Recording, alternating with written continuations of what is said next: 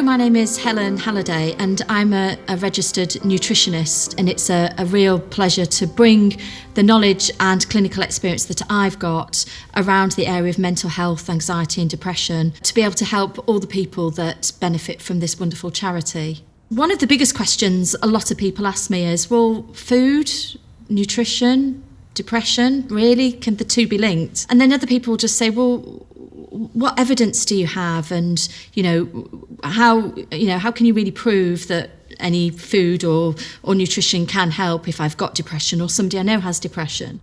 And I've been trained to research, or what we call as evidence-based research, the same as anyone in the medical community.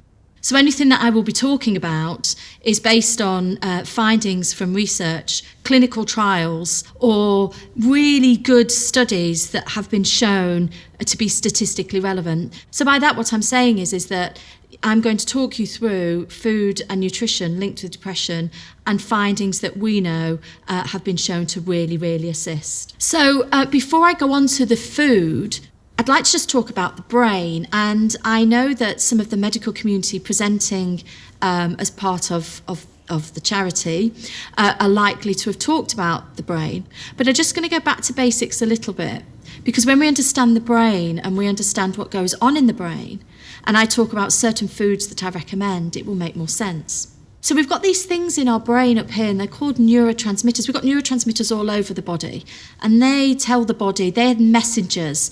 So they transmit messages along the nerves, and they will tell me to move my hands, to move my mouth. And neurotransmitters control all the body's behaviour. They influence how we think, how we feel, and how we behave. And we've got different neurotransmitters, and they all do different things. We've got serotonin, which is likely to be talked about quite a lot on this course. The serotonin is the happy transmitter. It calms us down. It's broken down into something called melatonin. And melatonin is that neurotransmitter that helps us to sleep. So first of all, if there are low levels of serotonin, which is the one which helps us to feel happy and calm us down, then we're naturally not going to feel happy or potentially calm. And also, if the serotonin levels are low, then how are we going to break down enough to give us melatonin, which helps us to sleep?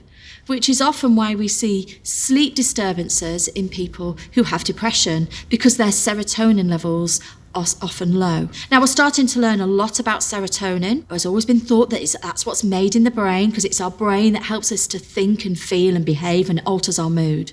But more and more we're learning that actually a lot of serotonin, if anything, they think the majority of serotonin is made in the gut. But that's new and upcoming science that is quite exciting and should hopefully help in the medical knowledge and the way that we can intervene and treat and help people with depression. But other neurotransmitters we know about are called dopamine, adrenaline, and they're the sort of uplifting and energizing and help you feel a little bit more in control.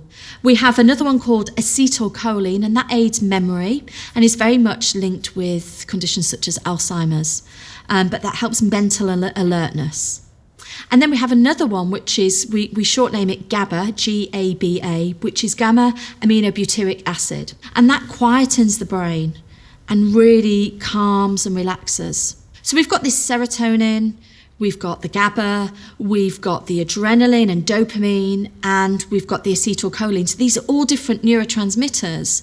And the important thing is that we're producing them and at a level where they're all in balance. Because an imbalance in one can disrupt the whole sort of happy medium, as you like. So we need an abundance of them, but we don't want too many of them.